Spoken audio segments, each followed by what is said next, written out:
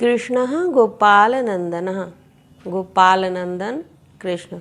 इस पाठ में कृष्ण के चरित्र को बताया गया।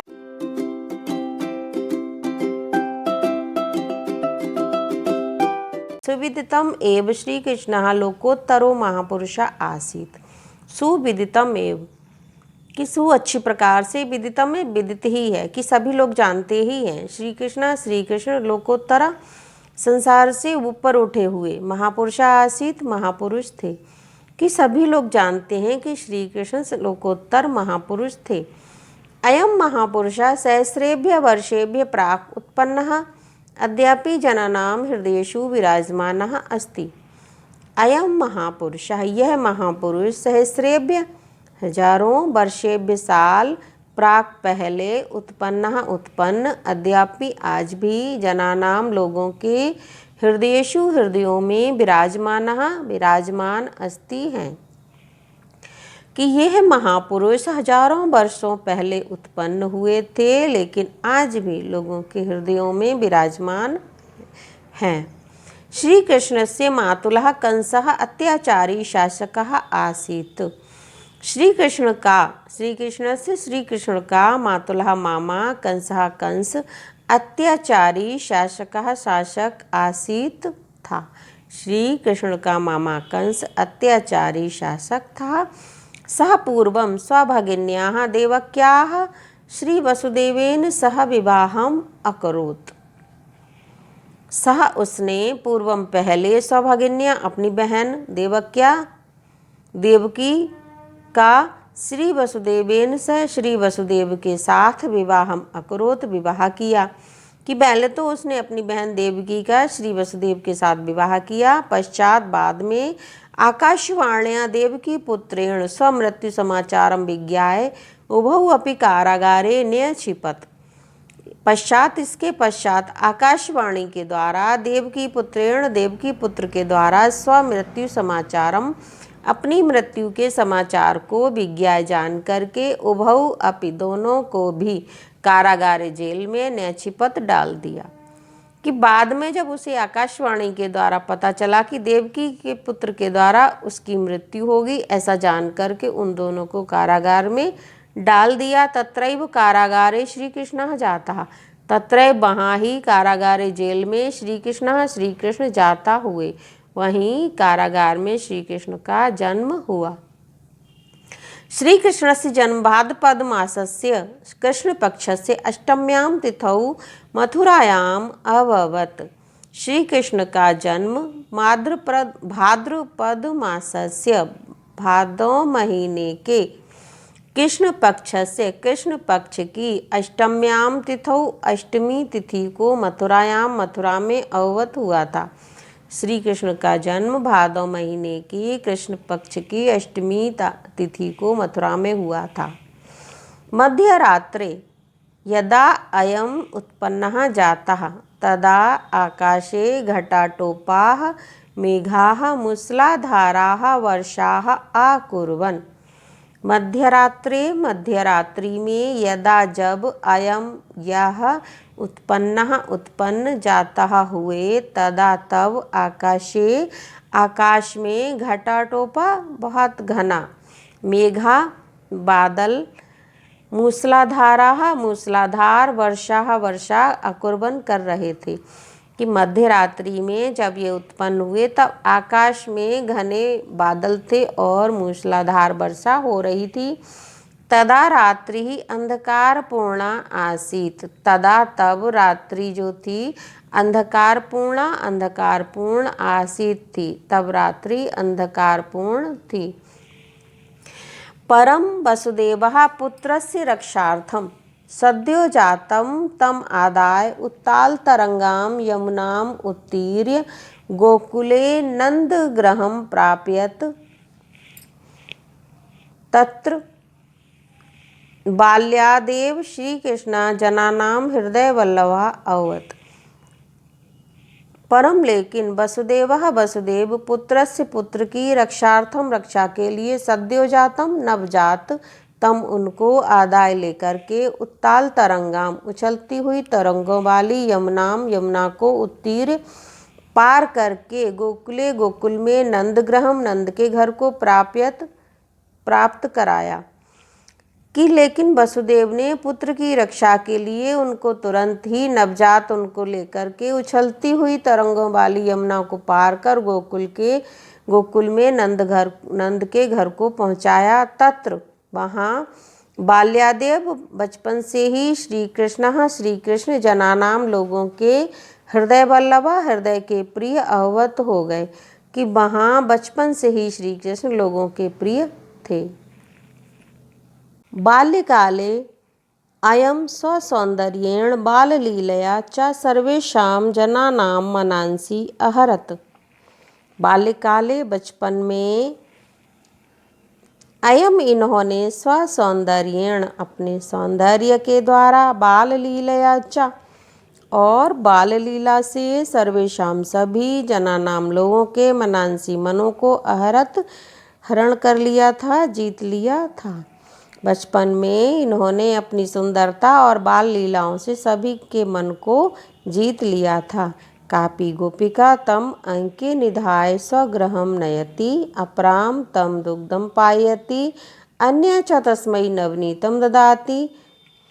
कि कापी कोई भी गोपिका गोपी तम उनको अंके निधाय गोद में उठा करके स्वगृहं नयति अपने घर में लाती है। अपरा तम दुग्धम पायति अपरा दूसरी तम उनको दुग्धम दूध को पायति पिलाती है। अन्य च और दूसरी तस्मई उनको नवनीतम ददाती मक्खन देती हैं, नवनीतम मक्खन ददाती देती हैं। कि उनको बचपन से ये था कि कोई भी गोपिका उनको गोद में अपने अपने घर ले जाती थी, दूध पिलाती थी और मक्खन भी खिलाती थी। श्री कृष्ण प्रेम्णा दत्तम दुग्धम पिबती नवनीतम च खादति अवसरम प्राप्य सह स्वमित्रै गोपै सह कस्मिंश्चित् गृहे प्रविश्य दधि खादति मित्रेभ्य ददाति अवशिष्टम दधि भूमौ पातयति यदा कदा दधि भाण्डं च त्रोटयति। श्री कृष्ण प्रेमणा प्रेम के से दत्तम दिए गए दुग्धम दूध को पिबती पीते हैं, नवनीतम च खादती और मक्खन खाते हैं, अवसरम प्राप्य अवसर पा कर के सावे स्वमित्रै गोपै से अपने गोप मित्रों के साथ कस्मिंश्चित् गृहे किसी भी घर में प्रवेश करके दधि खादती दही खाते हैं, मित्रेभ्य ददाती मित्रों को देते हैं, अवशिष्टम दधि बचे हुए दही को भूमौ पातयति भूमि पर गिरा देते हैं, यदा कदा जब भी कभी दधि भाण्डम दही के बर्तनों को चात रोटियति तोड़ देते हैं। कि अब श्री कृष्ण प्रेम से दिया गया दूध पीते हैं, मक्खन खाते हैं और अवसर पाकर अपने मित्र गोपों के साथ किसी भी घर में प्रवेश करके दही खाते हैं, मित्रों को देते हैं, बचे हुए दही को भूमि पर गिरा देते हैं और कभी कभी दही के बर्तनों को भी तोड़ देते हैं। एतत् सर्वं कुर्वतो अपि तस्य शीलेन सौंदर्येण च प्रभाविता न कोऽपि तस्मै क्रुध्यति परम सर्वे तस्मिन् स्निह्यन्ति। एतत् यह सर्वम सभी कुर्वतो अपि करते हुए भी तस्य उनके शीलेन आचरण से सौंदर्येण च और सुंदरता से प्रभावित न कोऽपि कोई भी नहीं तस्मै उन पर क्रोधित होते हैं, परम लेकिन सर्वे तस्मिन् स्निह्यन्ति सभी उनको स्निह्यन्ति स्नेह ही करते हैं। कि इतनी सब शैतानियाँ करने पर भी ये सब कार्य करने पर भी उनके आचरण और सुंदरता से प्रभावित कोई भी उन पर गुस्सा नहीं होता है, उनको सभी स्नेह ही करते हैं। अनंतरम श्री कृष्ण गोपालै सह वनं गत्वा गाः चारयति तत्र च वेणुं वादयति अनेन सर्वाः गावः गोपालश्च सर्वाणि कार्याणि विहाय तस्य वेणुवादनं शृण्वन्ति। अनंतरम बाद में श्री कृष्ण गोपालै सह गोपालकों के साथ वनम गत्वा वन जा कर के गाह चारयति गाय चराते हैं, तत्र च वेणुं वादयति और वहाँ बांसुरी बजाते हैं, अनेन इस प्रकार सर्वाः सभी गावः गाय गोपालश्च गोपाल सर्वाणि कार्याणि विहाय सब सर्वाणी सभी कार्याणि कार्यों को विहाय छोड़ करके तस्य उनके वेणु वादनम वेणु के बजाने को बांसुरी वादन को श्रृणवंती सुनते हैं। इस प्रकार सभी गाय और गोपाल सभी कार्यों को छोड़ करके उनकी बांसुरी वादन को सुनते हैं। महाकवि व्यासः संस्कृत भाषायां भक्त कवि सूरदासः हिंदी भाषायां तस्य बाललीलायाः अतिसुंदरं वर्णनम् अकरोत्। महाकवि व्यास ने संस्कृत भाषा में, भक्ति कवि सूरदास ने हिंदी भाषा में तस्य उनकी श्री कृष्ण की बाल लीलाओं का अति सुंदरम बहुत सुंदर वर्णन अकरोत किया है। महाकवि व्यास ने संस्कृत भाषा में और भक्त कवि सूरदास ने हिंदी भाषा में उनकी बाल लीलाओं का बहुत सुंदर वर्णन किया है। यदा अयम बालः एव आसीत् तदा कंसः तं हन्तुं क्रमशः बहून् राक्षसान् प्रेषयत् परं श्रीकृष्णः स्वकौशलेन शौर्येण च तान् सर्वान् अहन्।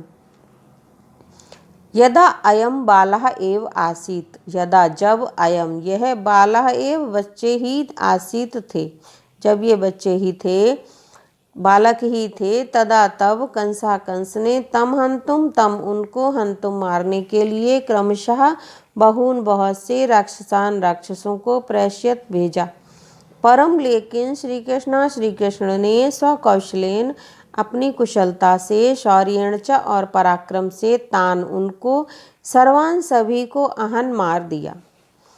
कि जब ये बच्चे ही थे तभी कंस ने इनको मारने के लिए बहुत सारे राक्षस भेजे, लेकिन श्री कृष्ण ने अपने पराक्रम से और कुशलता से उन सभी को मार दिया। सह न केवलम राक्षसेभ्य अपितु अन्याभ्य विपदभ्य गोकुलवासिनो जनान अरक्षत। स न केवलम राक्षसेभ्य स उन्होंने न केवलम राक्षसेभ्य राक्षसों से अपितु अन्याभ्य अन्य विपदभ्य विपत्तियों से गोकुलवासिनो जनान गोकुल निवासियों की अरक्षत रक्षा की। कि उन्होंने न केवल राक्षसों से अपितु दूसरी विपत्तियों से गोकुलवासियों की रक्षा की। एकदा वर्षा काले गोकुले यमुनायाः जलं वेगेन अवर्धत तदा श्रीकृष्णः स्वप्राणान् अविगण्य सर्वान् गोकुल निवासिनः अरक्षत। एकदा एक बार वर्षा काल में गोकुल में यमुना का जल वेगेन तेजी से अवर्धत बढ़ा। तदा तब श्री कृष्ण ने स्वप्राणान अपने प्राणों को अविगण्य परवाह ना करके सर्वान सभी गोकुल निवासिना गोकुलवासियों की अरक्षत रक्षा की। एक बार वर्षा काल में जब यमुना का जल गोकुल में बहुत तेजी से बढ़ा तब श्री कृष्ण ने अपने प्राणों की परवाह ना करके सभी गोकुल निवासियों की रक्षा की। एवमेव इसी प्रकार संदीप्ते बहिनो अयम सर्वान पशून गोपालान च तत्र अत्रायत। और इसी प्रकार से संदीप्ते प्रज्वलित वहिनो अग्नि में अयम इन्होंने सर्वान पशून सभी पशुओं और गोपालों को तत्र अत्रायत ततः अत्रायत वहाँ बचाया। एवं इस प्रकार निरंतर गोकुलवासिनां जनानां कष्टानि निवारयन् तेषां हृदये पद्म अधारयत्। एवं इस प्रकार से निरंतरम हमेशा गोकुलवासिनां जनानां गोकुल निवासियों के कष्टों को निवारयन् दूर करते हुए तेषां उनके हृदय पद्म आधारित हृदय कमल में स्थान बनाया। अतः श्री कृष्ण बाल्यकालादेव स्वोत्तमे गुणै परोपकार भावनया च लोकप्रिय अभवत्। अतः श्री कृष्ण बाल्यकालादेव बचपन से ही स्व अपने उत्तम गुणों से च परोपकार भावनया और परोपकार की भावना से लोकप्रिय हुए। अतः श्री कृष्ण बचपन से ही अपने उत्तम गुणों और परोपकार की भावना से इतने ज़्यादा लोकप्रिय हुए।